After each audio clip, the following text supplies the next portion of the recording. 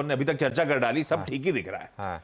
और फिर अब निफ्टी में मेरा अप्रोच क्या, कल इंटरेस्टिंग सेशन, निफ्टी बैंक वो एक्सपायरी का दिन, निफ्टी बैंक गवर्नर साहब के आने से एकदम स्पीच से अच्छा खासा करेक्ट, और एक्चुअली बड़ा कॉशियस अंडरटोन था उनका, कंसर्न्स हाईलाइट कर रहे थे, ठीक है, पर ब्यूटीफुली रिकवर भी कर गए बिल्कुल जाते जाते। बिल्कुल। क्या आज अप्रोच क्या रखूं?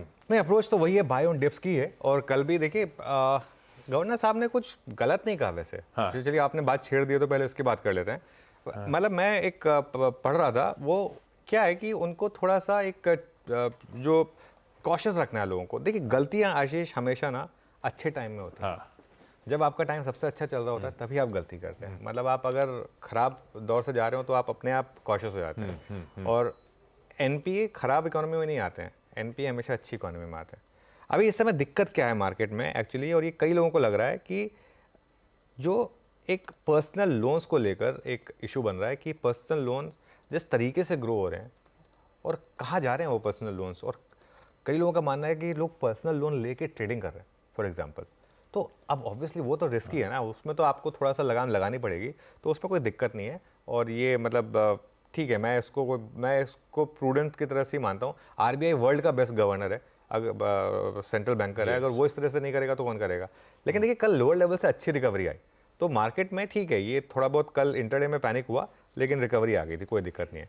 निफ्टी पर आते हैं अब आज की अप्रोच पर। निफ्टी में देखिए आज एक्सपायरी है और उसको आपको ऑप्शन राइटर्स को जोन को रिस्पेक्ट करना पड़ेगा। कल भी बैंक निफ्टी ने देखिए अल्टीमेटली वो ऑप्शन राइटर्स के जोन को रिस्पेक्ट किया, क्लोज पे एकदम उसके बीच में जाके बंद हुए, जो हमने कल रेंज मेंशन की थी। निफ्टी में आज आपका पहला सपोर्ट है 19776 पर ऑप्शंस के हिसाब से, और बड़ा सपोर्ट है 19703 पर। अब ये जोन आएगा या नहीं पता नहीं, किस तरीके की ओपनिंग हो सकती है। मुझे लग रहा है 19825 830 तक की ओपनिंग आशीष हो सकती है, उसके बाद शायद एक बार डिप आ जाए मार्केट में। लेकिन अगर डिप मिले तो आपका बाय जोन होगा 19725 टू 19775, छोटा सा 50 पॉइंट का ये बाय जोन है। कल हमने थोड़ा सा बड़ा प्राइस बैंड लिया था और उसको रिस्पेक्ट किया था निफ्टी ने, लेकिन आज थोड़ा छोटा लगेगा क्योंकि आज एक्सपायरी है 19725 टू 19775, और उसमें स्टॉप लॉस रहेगा 19660 का। कल के लो से बस 30-40 पॉइंट नीचे, क्योंकि हो सकता है कि कल भी मार्केट ने परसों का लो तोड़ दिया था लेकिन फिर वहाँ से रिकवरी दिखाई थी, तो वो एक दिमाग में रखते हुए 19660 का आपका एक स्टॉप लॉस होगा। रेजिस्टेंस कहाँ पर है? पहली रेजिस्टेंस आपकी 19875 की, जो सीरीज़ का हाई है, जो हम लगातार बात कर रहे हैं। और आज के लिए बड़ा रेजिस्टेंस है 19925 पर, जो कि ऑप्शंस बेस्ड है।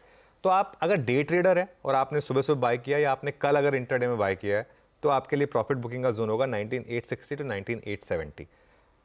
एक बार के लिए वहाँ पर बाहर हो जाएं और देखें कि 19925 के ऊपर टिक रहा है या नहीं। अगर टिक गया तो वो बीच की 55 पॉइंट की रैली आपकी मिस हो जाएगी, कोई दिक्कत नहीं है, लेकिन आपको कंफर्मेशन मिल जाएगा कि नया ब्रेकआउट आ गया है। फिर आप वापस चेस कर सकते हैं 19925 के ऊपर वाया कॉल्स। और एक चीज़, जब तक निफ्टी 19660 के ऊपर है तब तक इस मार्केट में शॉर्टिंग बिल्कुल नहीं करनी। शॉर्ट करने की गलती इस मार्केट में 19660 के ऊपर जब तक है तब तक बिल्कुल नहीं करनी है हमको। बहुत सही। हमने अच्छा